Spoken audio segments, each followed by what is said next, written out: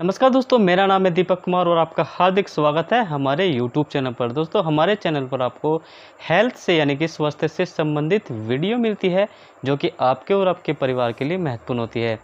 दोस्तों, आज बात करते हैं ESR टेस्ट के बारे में। दोस्तों, ESR टेस्ट की आपने YouTube पर और भी वीडियो देखी होंगी, लेकिन मैं आपको अपनी वीडियो के माध्यम से, अपने चैनल के माध्यम से सिंपल और सरल भाषा में आपको वीडियोज़ ला करके देता हूँ जो कि आपको समझ में आ जाती है। और दोस्तों, इस वीडियो के माध्यम से हम आपको प्रैक्टिकली भी बताएंगे ESR टेस्ट कैसे किया जाता है। तो वीडियो को अंत तक जरूर देखेगा, क्योंकि यह हो सकता है कि आपके लिए यह वीडियो इम्पोर्टेंट हो। तो चलिए दोस्तों, वीडियो स्टार्ट करते हैं। दोस्तों, आज बात करते हैं ESR टेस्ट के बारे में।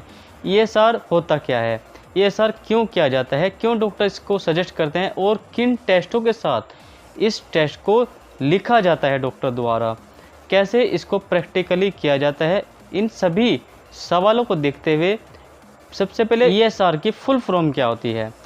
ESR को एरिथ्रोसाइट सेडिमेंटेशन रेट कहा जाता है। ठीक है, अब एरिथ्रोसाइट क्या होता है। एरिथ्रोसाइट हमारे ब्लड में पाया जाने वाला एक RBC सेल्स होते हैं जो कि मिलियंस के तरह होते हैं, यानी बहुत सारे होते हैं। ठीक है, जो हमारा ब्लड का कलर होता है रेड कलर का, लाल कलर का, वो रेड ब्लड सेल्स द्वारा ही लाल दिखाई देता है। अब ESR क्या होता है। ESR देखिए दोस्तों, वैसे तो ये कोई ख़ास प्रकार का टेस्ट नहीं है, इससे कोई ख़ास बीमारी नहीं देखी जाती है, जिससे कि हमें देखा जाता है कि हमारे शरीर के अंदर कोई इन्फेक्शन तो नहीं है, कोई इन्फ्लामेशन तो नहीं है। देखिए होता क्या है, देखिए आपने देखा होगा कि कुछ डॉक्टर CBC टेस्ट के अंदर, हीमोग्राम टेस्ट के अंदर या फिर इसको और भी जांच के अंदर ESR टेस्ट लिख देते हैं। ESR एक रूटीन चेकअप है, इससे कुछ ही खास बीमारी में अंदाज़ा लगाया जाता है। देखिए जो इसकी नॉर्मल वैल्यू होती है, सबसे पहले इसकी नॉर्मल वैल्यू जानते हैं। इसकी डिफरेंट प्रकार से नॉर्मल वैल्यू देखी जाती है। अगर पुरुषों की बात करें तो पुरुषों में 50 वर्ष से ऊपर के जो व्यक्ति होते हैं उसमें जो नॉर्मल वैल्यू देखी जाती है वो 0 से लेकर के 25 देखी जाती है 50 से ऊपर के व्यक्तियों को।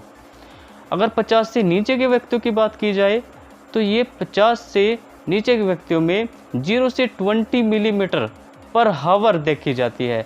पर हावर इसलिए क्योंकि इसका जो रिजल्ट आता है वो 1 घंटे बाद आता है। 1 घंटे के लिए इस टेस्ट को एक प्रणाली में लगा दिया जाता है, जो कि मैं आपको आगे बताऊंगा प्रैक्टिकली कर करके। ठीक है, अगर महिलाओं की बात की जाए तो महिलाओं में यह 50 वर्ष से ऊपर की जो महिलाएं होती हैं उसमें 0 से 30 मिलीमीटर पर हावर देखा जाता है। अगर 50 वर्ष से नीचे की बात करें महिलाओं के बारे में तो ये 0 से 20 मिलीमीटर देखा जाता है। ठीक है, अब बच्चों की बात की जाए तो न्यूबॉर्न बेबी यानी कि जो नवजात शिशु होते हैं उनमें ये सिर्फ 0 से 3 मिलीमीटर पर हवा देखा जाता है। अवस्था के जो बच्चे होते हैं उनमें ये 3 से 13 मिलीमीटर पर हावर देखा जाता है। ठीक है, अब ये तो इसकी नॉर्मल वैल्यू की बात हो गई। अब बात करते हैं कि ESR टेस्ट क्यों डॉक्टर सजेस्ट करते हैं, आखिर क्या वजह होती है। देखिए हमारे शरीर के अंदर बहुत सारी बीमारियां होती हैं। ठीक है, बहुत सारे सेल्स होते हैं, बहुत सारी बीमारियां होती हैं। किसी को रूमेटॉइड अर्थराइटिस की बीमारी है, किसी को रूमेटॉइड फीवर की बीमारी है, किसी को थायराइड की बीमारी है, कोई प्रेग्नेंट महिला है, कोई जो है ट्यूबरकुलोसिस से संक्रमित है, ट्यूबरकुलोसिस हो गया है किसी व्यक्ति को, यानी कि बहुत सारी बीमारियां हो जाती हैं शरीर के अंदर। तो अगर किसी भी बीमारी, कोई भी बीमारी जो क्रोनिक हो जाती है, ठीक है, जो क्रोनिक हो जाती है यानी कि कोई भी बीमारी ज़्यादा दिन तक चलने वाली जो बीमारी होती है उसको क्रोनिक कहा जाता है। तो क्रोनिक डिजीज़ में चाहे वो लीवर की बीमारी क्रोनिक हो जाती है, चाहे वो किडनी की हो, चाहे वो कोई इन्फेक्शन हो या फिर इन्फ्लामेशन हो, कोई भी बीमारी हो, ठीक है, अगर कोई भी बीमारी क्रोनिक हो जाती है तो ESR टेस्ट, ESR बढ़ना पूरा संभव हो जाता है, उसका ESR बढ़ सकता है। ठीक है, ट्यूबरकुलोसिस में भी ESR पूरे चांस रहते हैं बढ़ने के।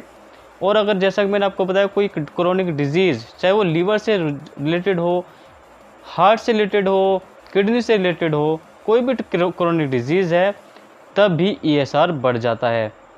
वैसे तो ESR बढ़ने के और भी कारण होते हैं, जैसा कि मैंने आपको शुरू में बताया था कि ESR के बढ़ने या घटने पर कोई ख़ास ये नहीं होता भाई। जिस तरह से मलेरिया की जांच होती है वो ख़ास मलेरिया के लिए की जाती है, टाइफाइड की जांच होती है वो ख़ास टाइफाइड के लिए ही की जाती है, और भी जो जांचें होती हैं, एड्स की जांच एड्स के लिए की जाती है।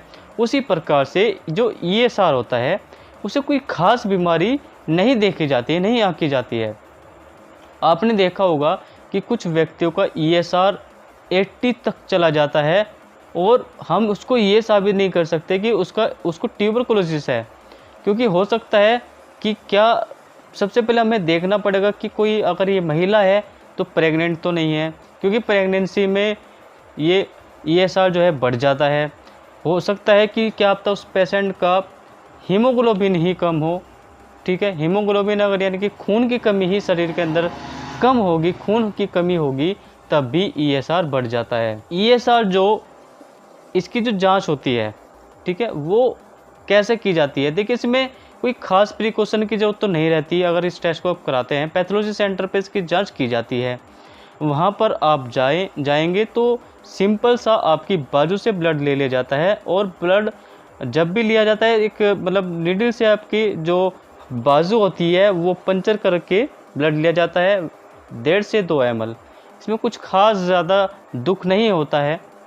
और अगर रिपोर्ट की बात की जाए तो रिपोर्ट 1.5 से 2 घंटे में इसकी रिपोर्ट भी आ जाती है। ESR कैसे किया जाता है? देखिए, सबसे पहले ESR जो है 2 मेथड से किया जाता है, वेस्टग्रीन मेथड और विंट्रोब मेथड। तो चलिए दोस्तों, पहले प्रैक्टिकल देख लेते हैं।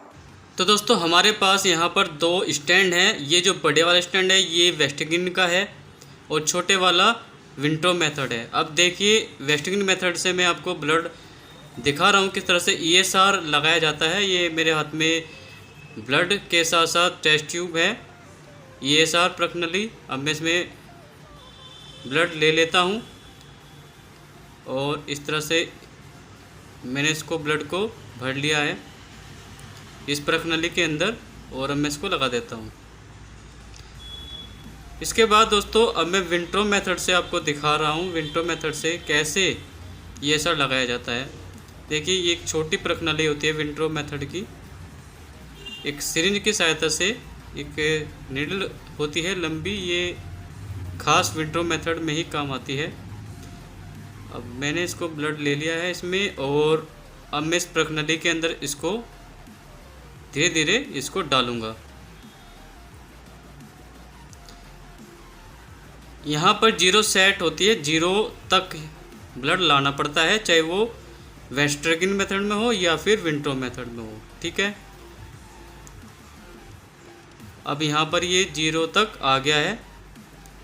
अब इसको मैं स्टैंड पर रख दूंगा और 1 घंटे के लिए टाइमर सेट कर देता हूँ। 1 घंटे बाद इसका रिजल्ट आ जाएगा। और ESR का जो RBC आपने देखी है, जो रेड ब्लड सेल्स आपने देखे हैं, वो कुछ समय 1 घंटे बाद अगर किसी का ESR बढ़ता है तो वो जो RBC होती है वो नीचे डाउन हो जाती है। यानी कि एक तरह का प्रोटीन होता है, एक मैल होता है जो कि नीचे बैठ जाता है, और जो वाटर होता है वो ऊपर चला जाता है। उसी वाटर को काउंट किया जाता है और उसी से ही रिपोर्ट में उसको लिखा जाता है। अगर वीडियो अच्छी लगी है, वीडियो को लाइक जरूर कर दीजिएगा। अगर अभी तक आपने चैनल सब्सक्राइब नहीं किया है दोस्तों, देखिए हमारा चैनल जो है बहुत कम लोगों ने सब्सक्राइब किया है। 100 में से सिर्फ 3% लोगों ने ही सब्सक्राइब किया है।